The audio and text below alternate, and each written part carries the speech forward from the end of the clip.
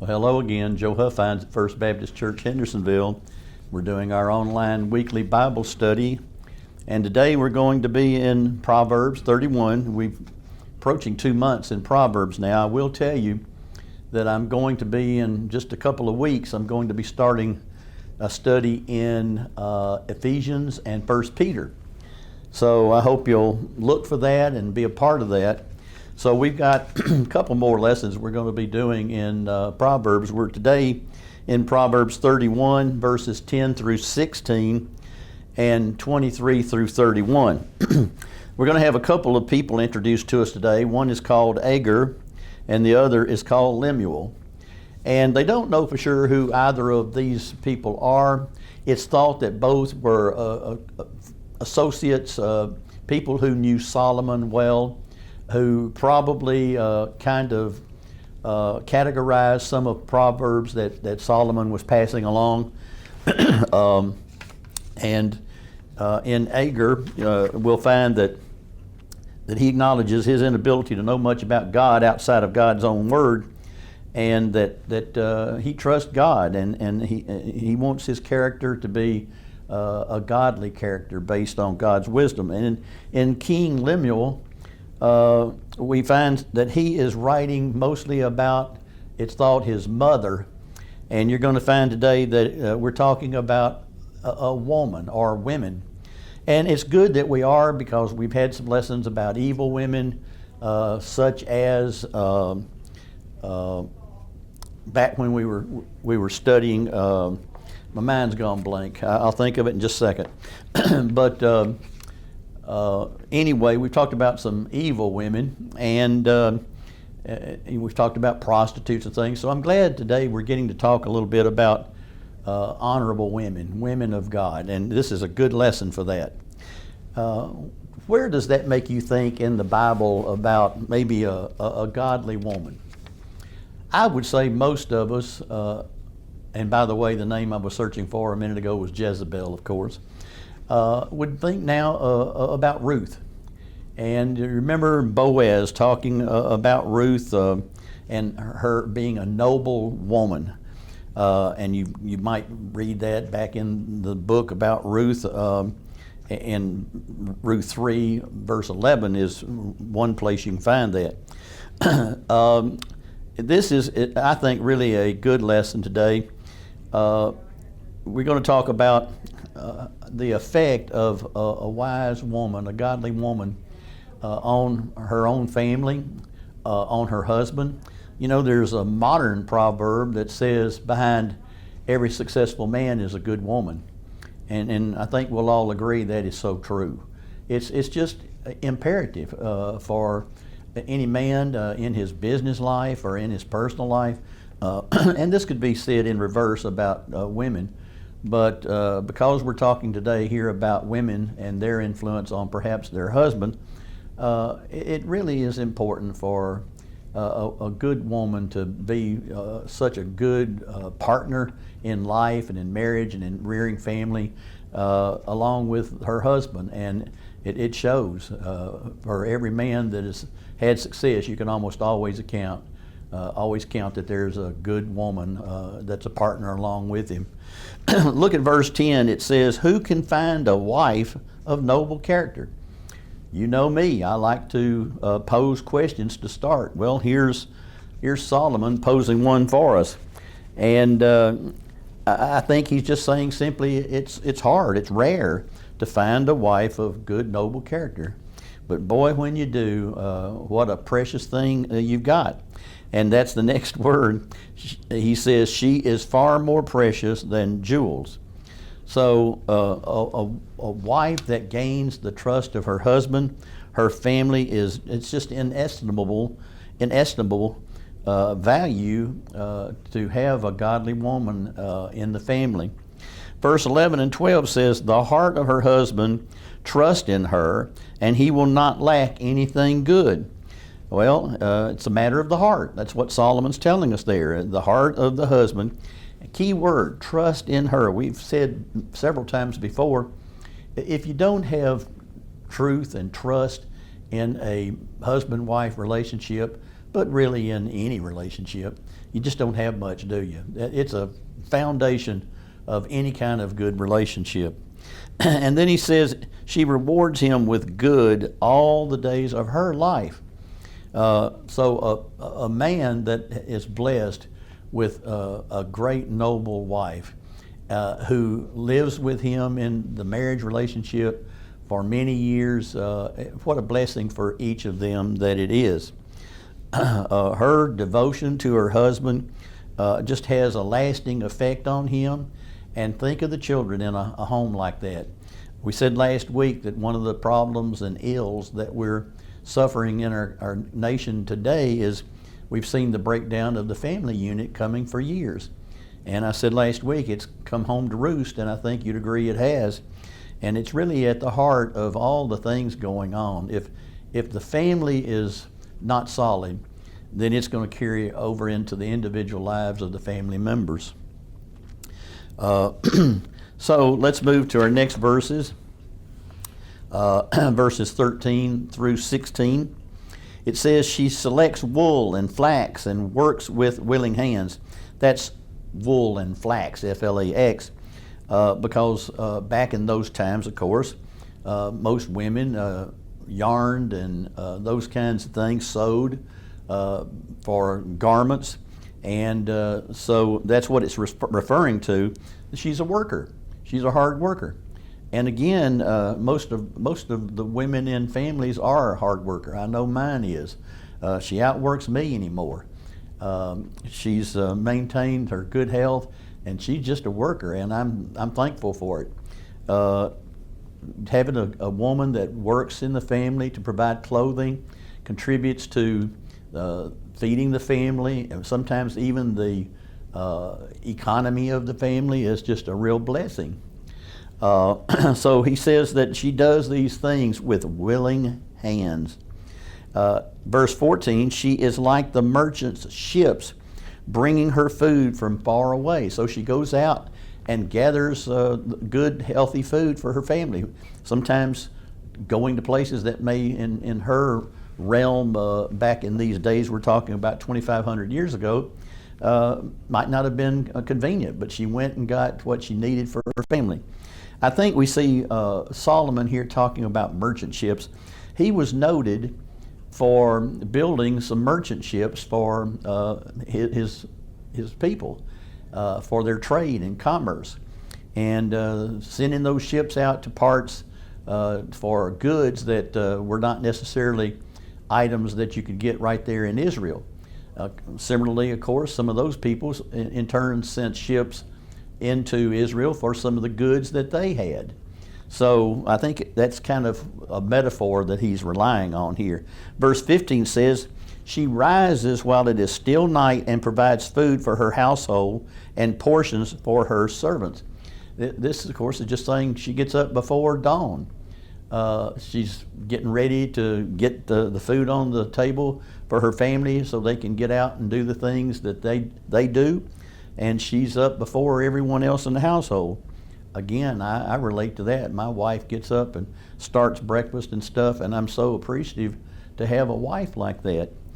Verse 16 says, she evaluates a field and buys it. She plants a vineyard with her earnings. So it's saying here that she even contributes to the economy of the family. She's not just a cook and a homemaker. She's also out doing some work to help earn money for the family. Here it talks about evaluating property, perhaps a vineyard that can provide food and food products for the family, and in turn be a piece of property of ownership. She also talks about Solomon warned that God's people should not be lazy. Now again, keep in mind that we've been for almost 2 months in some little segmented lessons out of various pieces of Proverbs. But of course, this is all one writing that Solomon provided. Again, today, they say there were 2 other people in all of the writings in Proverbs, and that was this Agur and Lemuel. And they've been mentioned here today. In verse 31, we're going to see most of what Lemuel contributed to this lesson today. We move on to verse 23 through 27. It says, her husband is known at the city gates. Now, most of us that study the Bible have heard a lot of things throughout Scripture about events at the city gates. And of course, I think today we can kind of compare that to the county square, if you will. And that's where people, in particular, the men, would go to talk about legal matters. They would go there to talk about business matters, perhaps selling and trading and bartering things for their family. All sorts of things. It was a social gathering place. But what it's saying here, and this is Lemuel, I think, talking, it says, her husband is known at the city gates because this honorable, this noble wife, this woman that we're speaking about, her reputation kind of contributes to his down at the city gates doing what he does. So he's known amongst the elders for being a noble man because of a huge contribution of the woman he's married to, who is a noble woman.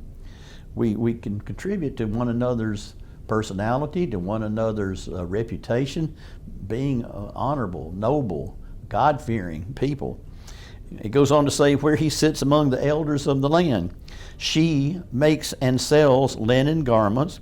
She delivers belts to the merchants. Strength and honor are her clothing. Strength and honor are her clothing. So in other words, that's her qualities. And she can laugh at the time to come. These kinds of traits, quality, nobleness, honor, these are traits that never go out of style, are they?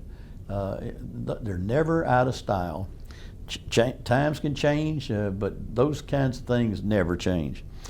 Verse 26, he says, her mouth speaks wisdom. There's the whole study we're in, wisdom literature. And loving instruction is on her tongue. Every time I read Scripture, a hymn comes to my mind.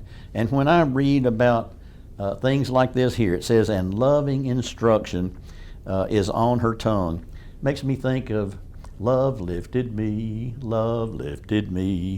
when nothing else would do, love lifted me. Well, he's saying here that she's a woman who has a loving spirit, and it just shows in the words from her mouth, the expression on her face. She speaks wisdom, and she's a loving person.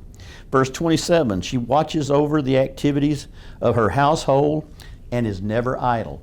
So again, he keeps putting in here some comment about, apparently it was a kind of a problem back in the times this was written. He says, don't be lazy. He's speaking about these women, but he's speaking about each and every one of us. He said a characteristic of a God-fearing person, of a believer, is don't be active, be a worker, contribute to society, contribute to your family, help out. Don't be a laggard, a sloth, just some lazy person. Verse 27 says, she watches over the activities of her household and is never idle. So she's involved. Think about what this woman does. She gets up before dawn. She gets up before her family. She's off to work, providing for her family. In this case, she's yarning and sewing and these kinds of things. She's even involved in some of the commerce of the family. She's out searching for food. They didn't have refrigeration, so they had to go get food along as they ate. She's out seeking some food for her family. She's looking out over her family and just providing the right kind of spirit, a God-fearing person for her whole family and her friends. It even goes on to speak about she faces uncertainties with determination. So she's purposeful. She's diligent. The future doesn't frighten her. She knows who her Lord is, and she relies on Him. And she's at peace that her life is guided and purposeful and a person of nobility. We move on to verse 28 through 29. And it says, her children rise up and call her blessed. Her husband also praises her. Now, We're talking about a woman here, but it applies to any and all of us. What more could a person have, A, than be a person, a believer who's saved of God, and B, a person whose reputation with her husband, her family, her children, her friends, those are true beauty. So this woman's not overly concerned about the latest fashions, having the most riches, to dress the most fine. She's concerned about the honorable, noble things related to her family. Just a great woman. Verse 29, many women have done noble deeds, but you surpass them all, Lemuel says here in this particular writing.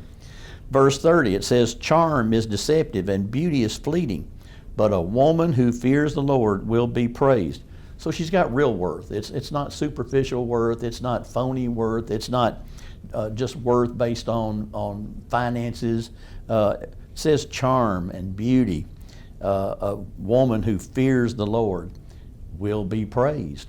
And again, it's true for any and all of us.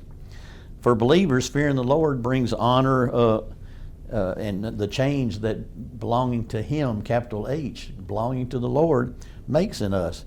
So a woman who is a God-fearing woman is just invaluable. Last verse in our lesson today, verse 31 says, give her the reward of her labor, and let her works praise her at the city gates. So her example has influence for everyone in the town, and certainly for her family. So let me ask you this question. Who comes to mind for you that is a noble woman that you know here today in modern times? Perhaps in your church, perhaps in your family, your neighborhood. Who comes to mind that is a noble woman in your world of people? Well, I have some that come to mind in mine. And here are some key points about what's important to a person that's a godly person. A, they're a person who believes in Jesus Christ. B, they're a person whose value is in the relationship husband and wife. And C, it's a woman who raises godly children. I wanted to close with a couple of other points here today. It's one note that I had says, a woman created in the image of God deserves respect.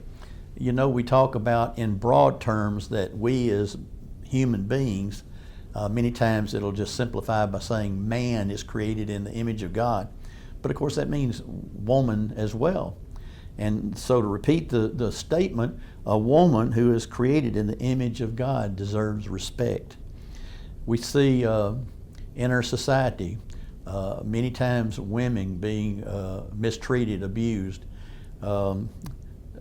It's just another bad thing that's going on in our world today. Proverbs 31 paints a picture of an ideal woman in God's eyes. Let me say that again. Proverbs 31 that we just read paints a picture of the ideal woman in God's eyes.